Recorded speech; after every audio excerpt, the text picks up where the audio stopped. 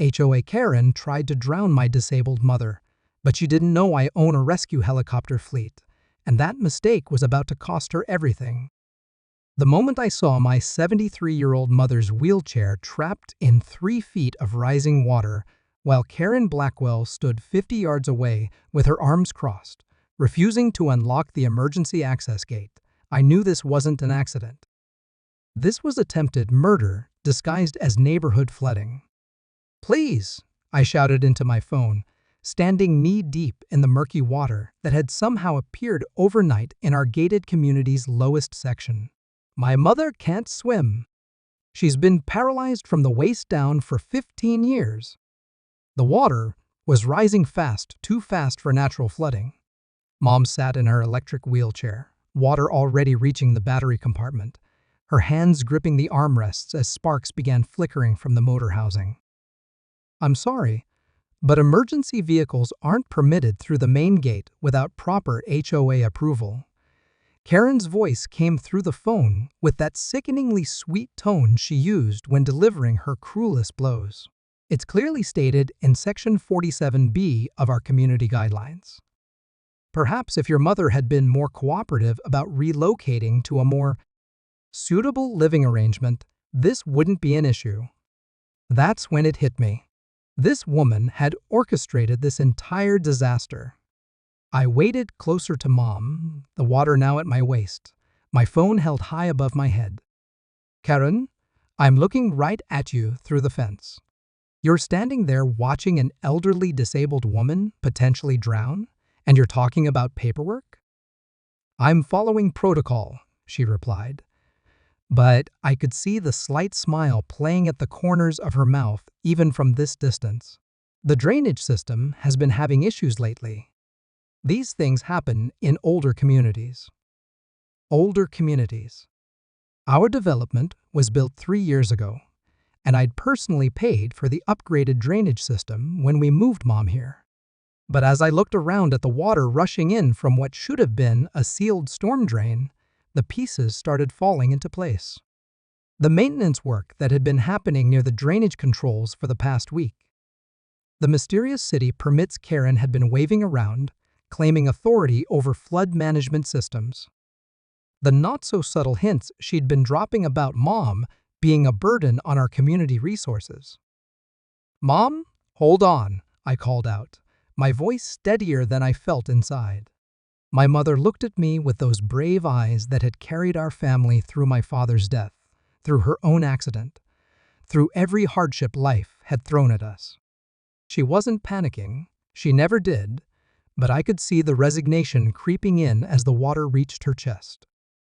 "Don't you dare come any closer, Marcus," she called back, her voice strong despite everything. "That water's moving too fast. You'll get swept away trying to reach me."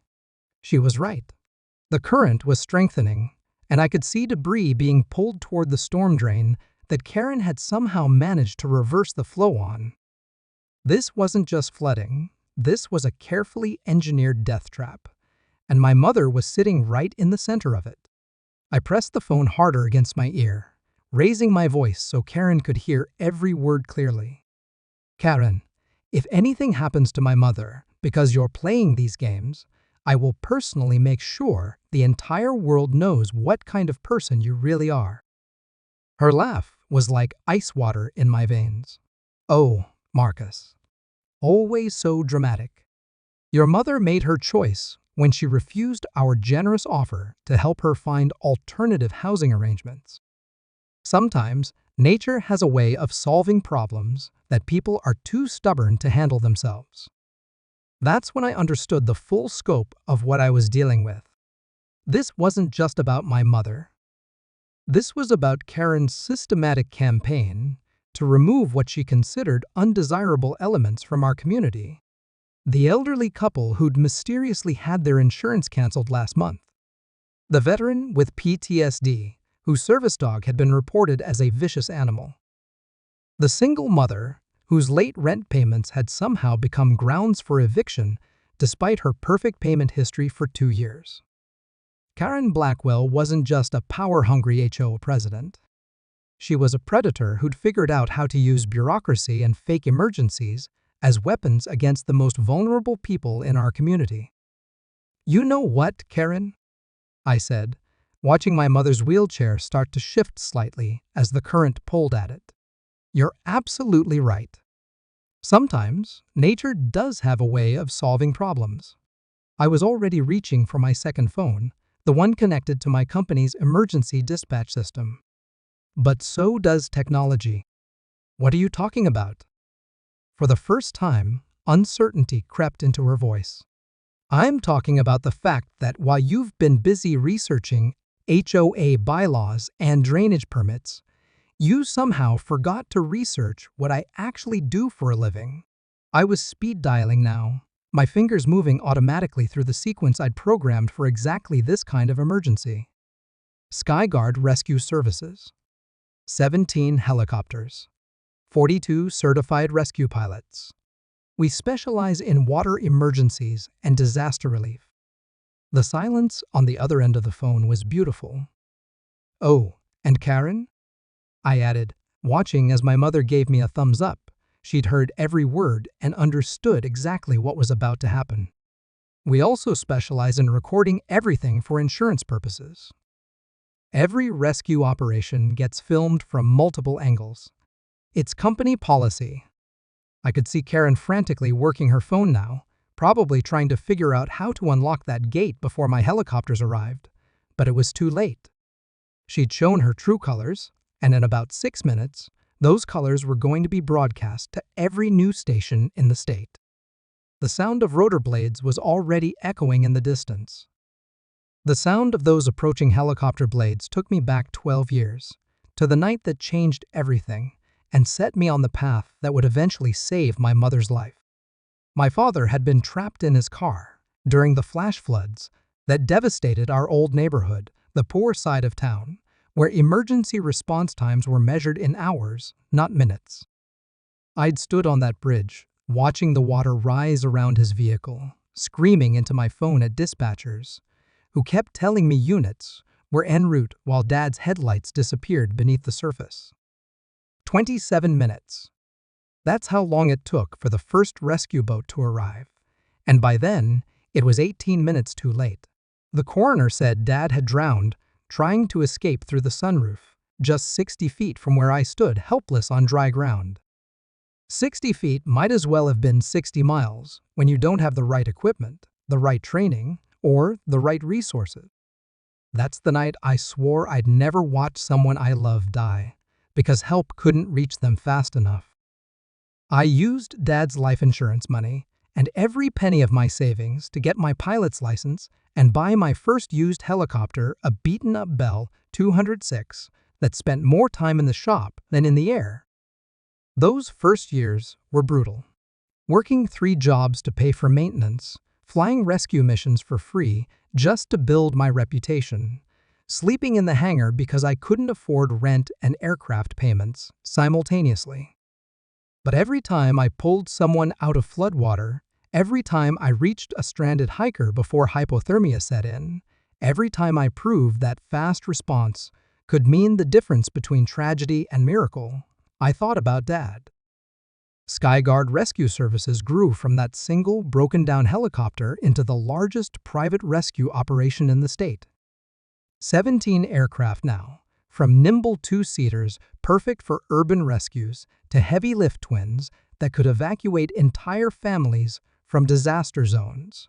We'd pulled over 3,000 people out of life-threatening situations, and our average response time was 4 minutes and 37 seconds from dispatch to wheels up. But none of that mattered if I couldn't save the one person who'd sacrificed everything to keep our family together after Dad died. Mom had been our rock through those early years, working double shifts at the packaging plant to keep food on the table while I finished high school. Her accident happened 3 years after Dad's death. A drunk driver ran a red light and T-boned her car on her way home from her second job.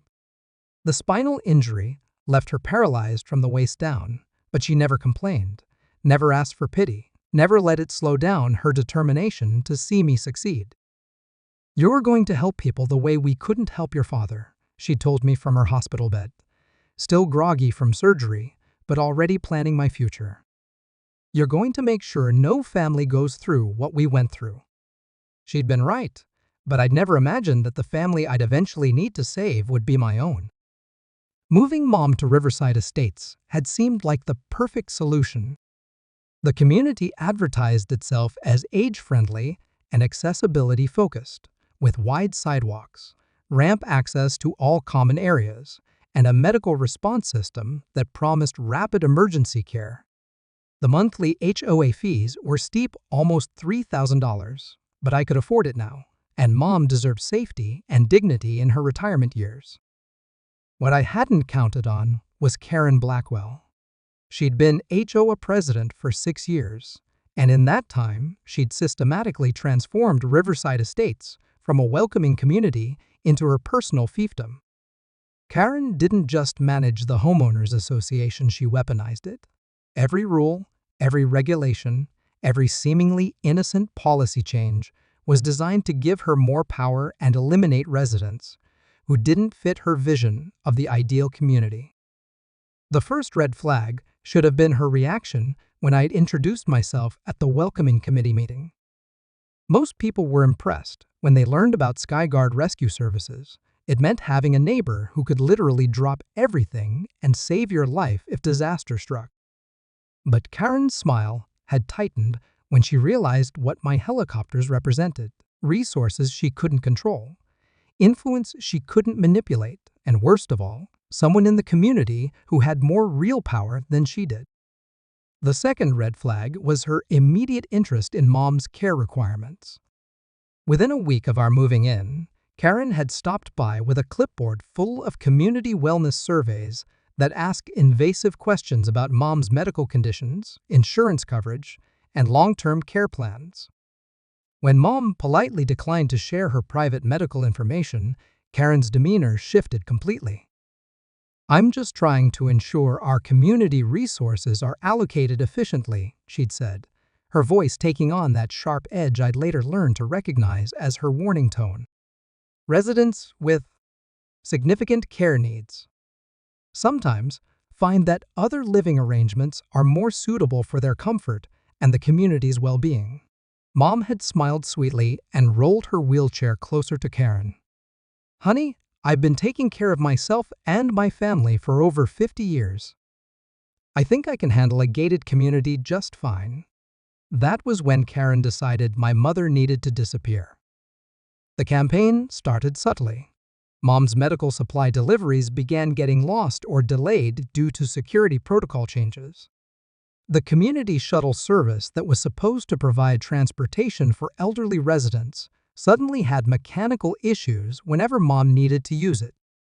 The wheelchair-accessible parking spaces near the mailboxes were mysteriously redesignated as maintenance vehicle-only spots. When subtle didn't work, Karen escalated to harassment. She started sending violation notices for imaginary infractions. Mom's rose bushes were allegedly exceeding height restrictions. Her wheelchair ramp was supposedly not in compliance with architectural standards, and her home health aide was accused of operating a business without proper permits, simply for helping Mom with daily care. Each violation came with escalating fines. Each fine came with threatening letters about potential eviction proceedings. Each letter reminded Mom that residents who cannot maintain community standards might be happier in assisted living facilities. I'd hired lawyers, filed complaints with the State Housing Authority, even threatened to pull my business out of the local area if the harassment continued. But Karen was smart. She knew exactly how to stay within the legal boundaries of HOA authority while making Mom's life miserable. Every action she took was technically permissible under the community guidelines, even if the spirit behind those actions was pure malice. The breaking point came 2 weeks ago, when Karen called an emergency community meeting to discuss safety concerns related to high-maintenance residents. She'd stood in front of 30 neighbors and presented a PowerPoint presentation about insurance liability, property values, and the financial burden that residents with disabilities placed on community resources. "I'm not saying we should discriminate," she'd said with practiced innocence, "but we have to consider whether Riverside Estates is the appropriate environment for residents who require extensive accommodations and emergency services." She'd never mentioned Mom by name, but everyone in that room knew exactly who she was talking about. The worst part wasn't Karen's cruelty. It was the nods of agreement from neighbors who'd smiled and waved at Mom for months, but were now calculating how her presence might affect their property values. That night, I'd found Mom crying for the first time since Dad's funeral. Not from physical pain or frustration with her disability, but from the crushing realization that people she'd considered friends were willing to sacrifice her safety and dignity for the sake of maintaining their perfect little community bubble. "Maybe she's right," Mom had whispered. "Maybe I am too much trouble for a place like this." "Don't you dare let her win," I'd said, kneeling beside her wheelchair and taking her hands. "We didn't survive losing Dad in your accident and building this life just to let some power-hungry bully decide where you're allowed to live." But even as I'd said those words, I'd wondered if I was being selfish. Maybe it would be easier to find Mom a different place, somewhere Karen couldn't reach her. Maybe fighting this battle wasn't worth the stress and pain it was causing. Now, watching my mother trapped in rising water while Karen stood 50 yards away smiling, I understood this was never about HOA rules or community standards. This was about a predator who'd found the perfect hunting ground and victims who were too vulnerable to fight back effectively. But Karen had made one crucial miscalculation. She'd assumed that having power over paperwork and property management meant having power over life and death. She was about to learn the difference between bureaucratic authority and real power, and that lesson was going to arrive at 140 miles per hour with rescue equipment and recording cameras. The helicopter blades were getting louder now, and I could see the fear creeping into Karen's posture as she finally understood what she'd triggered. The rescue took exactly 4 minutes and 18 seconds from the moment my lead helicopter touched down in the flooded courtyard. Captain Sarah Martinez, my most experienced pilot, had executed a textbook water extraction while her co-pilot filmed everything in high definition. Mom was safely aboard and being checked by our onboard paramedic before Karen could even finish her frantic phone call to whoever she thought could help her undo this disaster. But I wasn't done with Karen Blackwell. Not even close. 20 minutes later, after the helicopters had transported Mom to the hospital for precautionary evaluation, and the floodwater had mysteriously stopped rising the moment Karen realized she was being recorded, I found myself standing in the HOA office, face to face with the woman who'd just tried to kill my mother. "Marcus, I think there's been a terrible misunderstanding," Karen began, her voice dripping with fake concern as she settled behind her mahogany desk like it was a shield. She'd changed out of the clothes she'd worn during the flood, and her perfectly styled blonde hair showed no signs of the humidity and chaos from an hour ago. "I'm so grateful your business was able to respond so quickly to this tragic accident." Accident. I let the word hang in the air between us, watching her face carefully. "That's interesting terminology for what I just witnessed." "Well, what else would you call it?" She spread her hands in a gesture of innocence that probably worked on her usual victims. "These old drainage systems are so unpredictable. Thank goodness, nothing serious happened." "Nothing serious?" I pulled out my phone and opened the video file my pilot had sent me. "Karen, I want you to watch something." Her eyes widened slightly as the footage began playing. There she was, in crystal clear, 4K resolution, standing by the emergency gate with her arms crossed, while my mother sat trapped in rising water. But it wasn't just her refusal to help that the cameras had captured, it was the expression on her face. Pure satisfaction. She'd been enjoying every moment of Mom's terror. "That's," she started, then stopped, her carefully practiced composure cracking for just a moment. The angle makes it look exactly like what it was, I interrupted. Attempted murder. And before you start talking about drainage system failures, you should know that my company maintains detailed meteorological records. There was no rainfall in this area for the past 48 hours. No broken water mains reported. No legitimate reason for that water to be there. Karen's jaw tightened. I don't like your accusatory tone, Marcus. I've done nothing but follow proper procedures. Proper procedures? I leaned forward, letting my voice drop to the tone I used when coordinating emergency rescues. Karen, I've got 17 helicopters, 42 pilots, and a legal team that specializes in liability cases. Do you really think I haven't figured out how to investigate suspicious accidents? For the first time since I'd known her, Karen Blackwell looked genuinely rattled. She reached for her coffee mug with hands that weren't quite steady, buying herself time to think. But when she set it down, the mask of false civility was completely gone, replaced by something cold and calculating. Help them transition? The euphemism was so obscene, I almost laughed. You mean you terrorized them into leaving? I mean, I identified residents whose needs had exceeded our community's capacity to accommodate them, and I facilitated their relocation to environments better suited to their requirements. She was back in full bureaucratic mode now, hiding behind the language of policies and procedures. It's standard practice in premium residential communities. And if they refuse to relocate voluntarily, Karen's smile returned, and this time I caught the full predatory gleam in her eyes.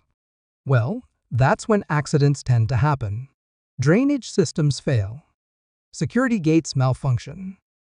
Insurance policies get reviewed and sometimes canceled due to changing risk assessments. Amazing how many problems resolve themselves when people finally accept reality. She pulled out one more document, a purchase offer for Mom's house dated just 3 days ago. The buyer was listed as Riverside Development Holdings, but the signature at the bottom was Karen's. Your mother could have avoided all of this unpleasantness if she'd simply accepted our generous offer, Karen said, sliding the document across the desk. 20% above market value, all closing costs covered, and assistance finding appropriate alternative housing. Most people would be grateful for such consideration. I picked up the purchase agreement and saw the real scope of Karen's operation. This wasn't just about eliminating individual residents, she was systematically buying out properties at below-market prices from desperate families, then reselling them at huge profits to younger buyers who fit her demographic preferences. How many families have you destroyed with this scheme? I've helped dozens of families make realistic decisions about their living situations, she replied, without a trace of shame. And I've protected property values for the vast majority of residents who invested in this community with the expectation of maintaining certain standards. The casual way she discussed ruining people's lives was almost more disturbing than the attempted murder. This was a woman who'd turned cruelty into a business model and convinced herself she was providing a public service. You know what the really sick part is, Karen? You actually believe you're the hero in this story. I believe I'm a realist who understands that resources are limited and choices have to be made. She gestured toward the window again. Look at this place, Marcus. Perfect lawns, pristine amenities, property values that have increased 40% in 6 years. That doesn't happen by accident. It happens because someone is willing to make the hard decisions that other people are too sentimental to make. Hard decisions like attempted murder. Hard decisions like recognizing when someone's presence is incompatible with community well-being and taking appropriate action to resolve the situation. She pulled the documents back into their folder, apparently finished with our conversation. Your mother had every opportunity to leave gracefully. What happened today was her choice as much as mine. I stood up slowly, letting the full weight of what she'd admitted sink in. Karen Blackwell hadn't just tried to kill my mother. She'd built an entire system for terrorizing vulnerable people into abandoning their homes so she could profit from their desperation. And she was so confident in her power, so certain that her victims had no recourse, that she'd openly bragged about it. "You know, Karen, you're absolutely right about one thing," I said, heading toward the door. "Choices do have consequences." "I'm glad you're finally seeing reason," she called after me. "The purchase offer is good for another 48 hours. After that, we'll need to explore other options for resolving your mother's situation." I paused at the door and turned back to look at her one more time. She was already back to shuffling through her papers, supremely confident that she'd won another victory in her war against the people she'd decided didn't deserve to live in her perfect community. "Karen," I said, my voice calm and professional, "you should know that every word of this conversation was recorded." Her head snapped up, eyes wide with sudden panic. "You can't. That's illegal without consent." I tapped the small device clipped to my shirt collar. "Audio recording for personal safety purposes during potentially threatening situations. Completely legal when there's reasonable suspicion of criminal activity." I smiled. "Thanks for providing plenty of reasonable suspicion." The color drained from her face as the implications hit her. "You son of a bitch." 48 hours, Karen. That's how long you have before this recording, along with all the helicopter footage and documentation of your little business scheme, gets delivered to the district attorney's office. I opened the door. Choices have consequences. You're about to learn exactly what that means. Karen Blackwell didn't waste any time declaring war, and she fought dirty in ways that made her attempted drowning look like a warm-up act. Within 12 hours of our confrontation, she'd unleashed a coordinated assault designed to destroy both my mother and my business before I could expose her operation to the authorities. The first strike came at 6 a.m. the next morning. I was at the hospital checking on Mom when my phone started buzzing with calls from my insurance company. Apparently, 3 separate claims had been filed overnight, alleging that my helicopters had caused extensive property damage during the unauthorized landing in Riverside Estates. The claims totaled over $2 million and included everything from traumatic stress to pets to disruption of underground irrigation systems. "Mr. Thompson, I have to inform you that pending investigation of these claims, we're immediately suspending your liability coverage," the insurance adjuster told me over the phone. "Your aircraft are grounded until this matter is resolved." Grounded, without liability insurance, I couldn't legally fly any rescue operations. Karen had just killed my ability to help anyone while she systematically destroyed the people who threatened her power. The beautiful irony wasn't lost on her. I'm sure the man who'd built a helicopter rescue service to save people was now helpless to save anyone, including himself. But that was just the opening move. By noon, 3 city inspectors had arrived at Skyguard's hangar demanding immediate access to review our compliance with emergency response protocols. They'd been tipped off by an anonymous concerned citizen about potential safety violations in our maintenance procedures, pilot certification requirements, and emergency response authorization processes. "We're going to need to see every maintenance record, pilot qualification file, and operational log for the past 2 years," the lead inspector informed me, presenting a stack of paperwork that would take weeks to properly organize. "Until this review is complete, your operating license is suspended pending further investigation." Operating license suspended. Even if I could resolve the insurance issue, I now couldn't legally operate my business in the city. Karen had managed to kill my company with a single anonymous phone call and whatever bribes or political connections she'd used to expedite the emergency review process. The third attack was the most personal. At 2 p.m., while I was dealing with the city inspectors, Mom called me from her hospital room in tears. The hospital's billing department had just informed her that her insurance had been canceled due to fraudulent residency claims. Apparently, someone had reported to her insurance company that she was no longer a legal resident of Riverside Estates due to violation of community occupancy standards. "They're saying I have to pay for my emergency room visit out of pocket," Mom whispered into the phone. $12,000, Marcus. And if I don't have valid insurance, they can't discharge me to the house. They're talking about transferring me to a county facility until my residency status is resolved. A county facility. Karen was trying to have my mother committed to what was essentially a low-income nursing home by destroying her insurance and making her homeless simultaneously. The woman's capacity for cruelty was genuinely breathtaking. But she wasn't done yet. The fourth attack came that evening in the form of an emergency HOA meeting called to address the security breach and property damage caused by my illegal helicopter operations. Karen had spent the day rallying every resident she could manipulate, and by 7 p.m., she'd packed the community center with 30 neighbors who'd been thoroughly convinced that I was some kind of dangerous vigilante who'd put their property values at risk.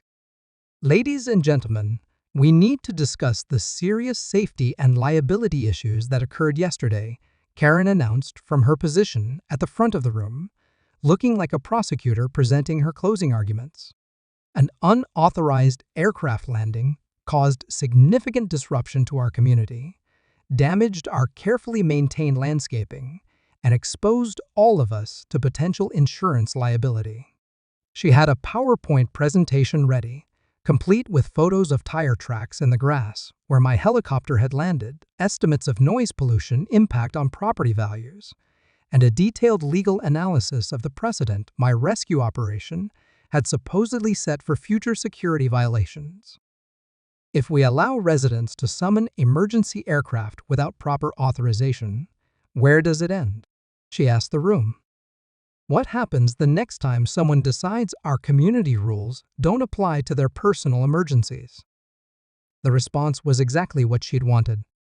Concerned murmurs about insurance rates, worried questions about liability exposure, and increasingly hostile glances toward the empty chair where I would have been sitting if I hadn't been dealing with her coordinated assault on my business. Mrs. Patterson, the elderly woman with dementia whom Karen had listed in her elimination files, raised her hand tentatively. But wasn't he trying to help his mother? She could have drowned. Karen's expression softened into that practiced look of compassionate concern. "Of course, we all sympathize with Mrs. Thompson's situation, but we can't allow emotional responses to override the legal and safety protocols that protect our entire community.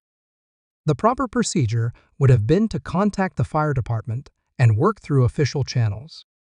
"The fire department couldn't get through the gate," I said from the back of the room, having arrived just in time to hear her rewrite history. "Because you refused to unlock it." Every head turned toward me, and I could see Karen's momentary panic before she regained her composure. "Marcus, I'm glad you're here. Perhaps you can explain to your neighbors why you felt entitled to violate our airspace and landing restrictions without consulting the proper authorities." "I'd be happy to explain," I replied, walking toward the front of the room with my phone in my hand. "But first, I think everyone should hear what you told me about the proper authorities."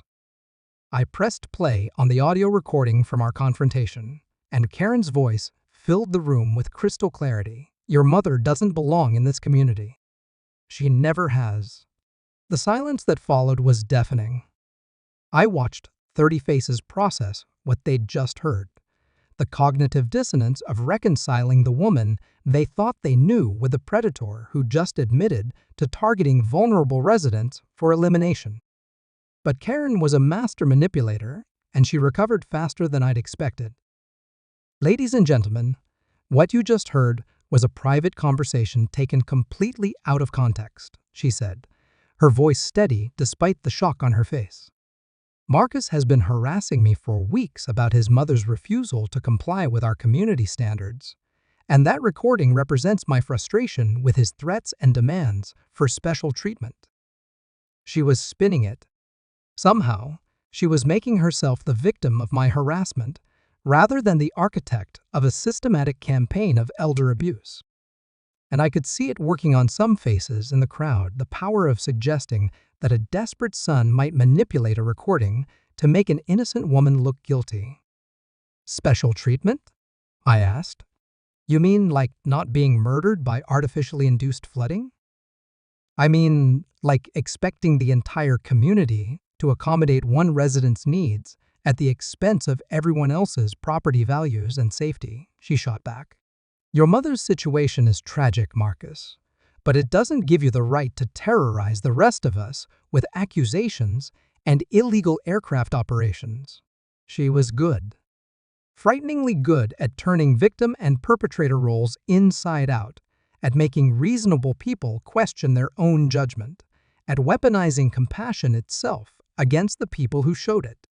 I could see neighbors who'd been horrified by the recording 30 seconds earlier now, wondering if maybe they'd misunderstood what they'd heard. Then let's talk about property values, I said, pulling out the folder I'd prepared. Karen, why don't you explain to everyone how Riverside Development Holdings has been purchasing homes from elderly residents at 20% below market value? Her face went pale. I don't know what you're talking about. Really? Because I have 12 purchase agreements here, all signed by you, all buying out families who suddenly faced mysterious insurance cancellations, security issues, or infrastructure failures right before they decided to sell. I held up the documents so everyone could see them. Funny how these problems only seem to affect residents over 65. Now I had their attention. Nothing got homeowners' focus quite like the suggestion that someone was manipulating property values for personal profit. That's a legitimate business venture, Karen said, but her voice had lost its confident edge. I've helped several families transition to more appropriate living situations while maintaining neighborhood stability. By destroying their insurance, sabotaging their utilities, and in my mother's case, attempting to drown them, I let that accusation hang in the air. How exactly does attempted murder maintain neighborhood stability? You're being ridiculous, she replied, but I could see sweat beading on her forehead despite the air conditioning. No one attempted to harm your mother. There was a drainage system failure, which happens in older communities. Karen, this community is 3 years old, and I personally paid for the upgraded drainage system. I turned to address the room directly. How many of you remember the maintenance works that was happening near the storm drains last week? Several hands went up, and I watched recognition dawning on their faces. They were starting to put together the same pieces I'd assembled, starting to see the pattern of coincidental failures and convenient accidents that had driven their neighbors away. But Karen still had one card to play, and she played it with vicious precision. Marcus, your grief over your father's death and your mother's condition have clearly affected your judgment, she said, her voice taking on a tone of gentle concern that made my skin crawl. Everyone here knows about the trauma your family suffered, and we all sympathize with your desire to protect your mother. But these conspiracy theories and accusations are becoming dangerous. She was using my family's tragedy as a weapon against me, suggesting that my father's death had left me mentally unstable and prone to paranoid fantasies. It was psychological warfare of the highest order, designed to make everything I'd revealed seem like the delusions of a grief-stricken son who couldn't accept that accidents sometimes just happen. And I could see it working on some faces in the crowd. The power of that suggestion, the comfort of believing that their trusted HOA president couldn't possibly be capable of the systematic cruelty I'd described. You know what, Karen? You're right about one thing, I said, walking closer to her until we were face to face in front of 30 witnesses. My father's death did affect my judgment. It taught me to recognize the difference between accidents and murder. I turned back to the crowd one final time. But don't take my word for it. In 46 hours, the FBI will be taking possession of all HOA financial records, insurance correspondence, and property transaction documents as part of their investigation into wire fraud, insurance fraud, and elder abuse. You'll be able to judge for yourselves whether this was all just coincidental accidents or something more deliberate. The FBI. I'd been bluffing about the 48-hour timeline, but not about the investigation itself. My lawyer had already filed complaints with both state and federal authorities, and Karen's admission on tape had given them everything they needed to open formal proceedings. Karen's face went white as the implications hit her. She'd built her entire operation on the assumption that her victims were too vulnerable to fight back and too isolated to find effective help. She'd never considered that one of those victims might have the resources and connections to bring federal law enforcement into her perfect little community. But even cornered and exposed, Karen Blackwell had one final surprise waiting for me, and it was going to make everything that had happened so far look like child's play. The FBI investigation was real, but it was also going to take months to build a case solid enough to guarantee Karen's conviction. Meanwhile, she was escalating her attacks daily, and I was running out of time to save both my mother and my business. That's when I realized I'd been thinking about this all wrong instead of waiting for the legal system to slowly grind through Karen's crimes. I needed to use the one advantage she couldn't manipulate or bribe: the truth, broadcast live to the world. But first, I had to survive her next assault, which came in the form of a federal aviation investigation. Mr. Thompson, we've received multiple reports of unsafe flight operations and potential violations of restricted airspace protocols. The FAA inspector informed me 3 days after the HOA meeting. Agent Jennifer Walsh was professionally polite, but clearly skeptical of my claims about Karen's orchestrated campaign. Your pilot's license and all aircraft certifications are suspended pending a full review of your emergency response procedures. Multiple residents have reported feeling threatened by your accusations against Mrs. Blackwell, the APS representative interjected. There are also questions about whether your mother is receiving appropriate care, given the traumatic incident she experienced, and your apparent focus on pursuing conspiracy theories rather than ensuring her medical needs are met. Conspiracy theories. They were using the same language Karen had deployed at the HOA meeting, suggesting that my documented evidence of her crimes was actually delusional thinking brought on by grief and stress. But the truly insidious part was how they'd reframed my mother's rescue as evidence of my instability rather than proof of Karen's attempted murder. Gentlemen, I have audio recordings of Karen Blackwell admitting to targeting elderly residents for elimination. I have financial documents showing her profit-driven property acquisition scheme. I have video evidence of her refusing to allow emergency access while my disabled mother was drowning. What part of that qualifies as a conspiracy theory? The county attorney leaned forward with a condescending smile. Mr. Thompson, we've reviewed the materials you've submitted, and while we understand your frustration, the evidence doesn't support the serious criminal allegations you've made. What we see is a series of unfortunate coincidences being misinterpreted by someone under tremendous emotional stress. Unfortunate coincidences. They'd managed to reduce systematic elder abuse and attempted murder to a series of random accidents, all while positioning me as an unreliable witness whose trauma had compromised his judgment. The cover-up was so thorough that I wondered how many other victims had been silenced by this same process. However, Detective Santiago added, "We are concerned about the welfare of your mother and the potential impact of this ongoing conflict on her health and safety. We're recommending that she be temporarily relocated to a supervised care facility while we conduct a proper assessment of her needs." There it was. The real purpose of this meeting wasn't to investigate Karen's crimes.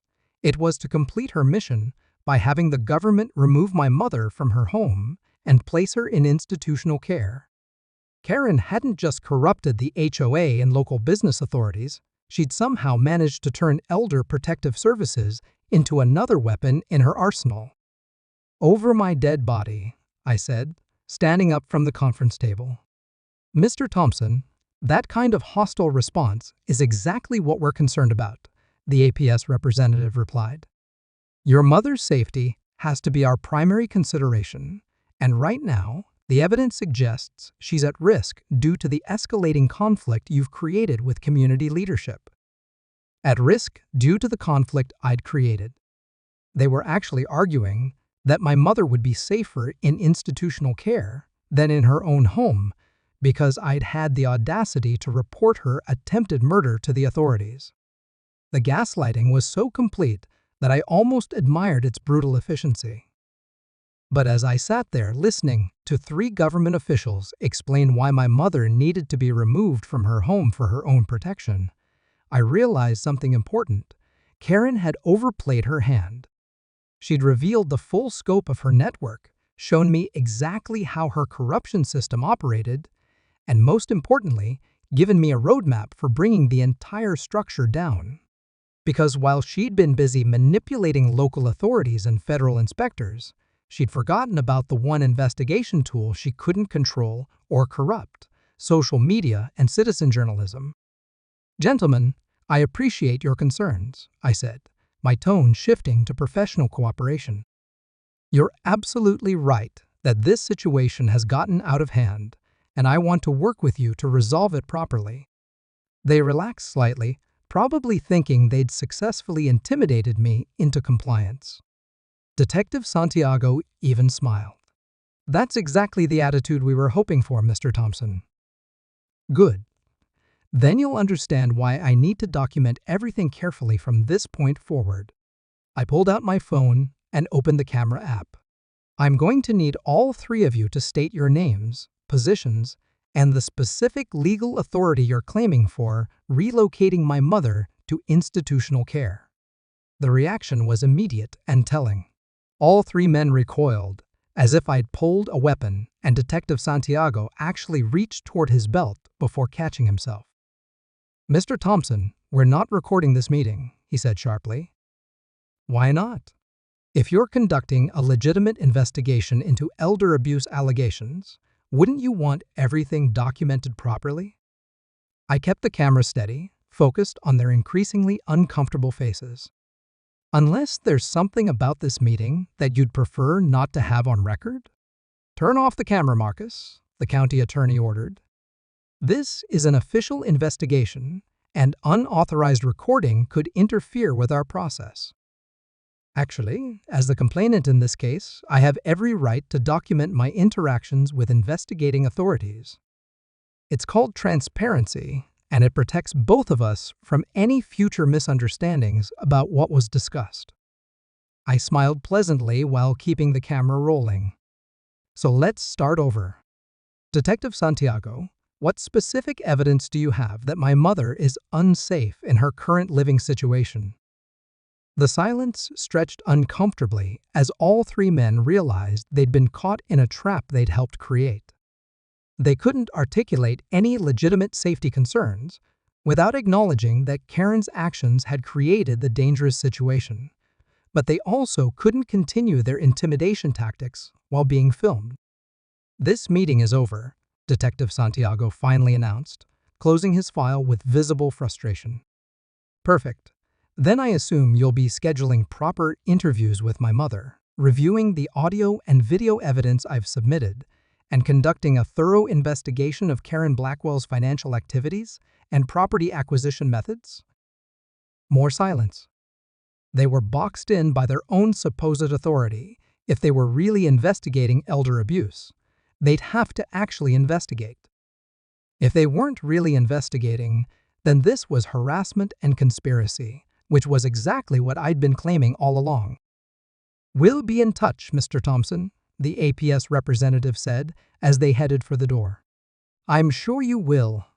And gentlemen, next time we meet, I'll have my attorney present, just to ensure proper documentation of your investigation process." After they left, I sat alone in the community center for a few minutes, processing what had just happened. Karen hadn't just corrupted a few local officials, she'd built an entire network of complicit authorities who were willing to abuse their power to protect her operation. But she'd also revealed the weakness in her system. It only worked in the shadows, with isolated victims who couldn't effectively fight back. That was about to change. I pulled out my phone again and started making calls. Not to more government agencies that Karen had probably already compromised, but to investigative journalists, social media influencers, and citizen advocacy groups who specialized in exposing exactly this kind of systematic abuse. Channel 7 News. This is Marcus Thompson with Skyguard Rescue Services. I have audio recordings, financial documents, and video evidence of a coordinated elder abuse operation involving HOA fraud, insurance manipulation, and attempted murder. Are you interested in a story that could win you an Emmy? By the end of that afternoon, I'd lined up interviews with 3 television stations, 2 newspapers, and a popular YouTube channel that specialized in exposing HOA corruption. But more importantly, I'd connected with Sarah Chen, an investigative reporter who'd spent 5 years documenting similar schemes in retirement communities across the state. Marcus, what you're describing fits a pattern we've been tracking for years, she told me during our phone interview. These predators target communities with vulnerable populations because they assume no one will fight back effectively. But if we can document this properly, we can expose not just Karen's operation, but the entire network of officials who enable these schemes. A network expose. That was exactly what I needed, not just justice for my mother, but a story big enough to protect every other vulnerable resident from becoming Karen's next victim.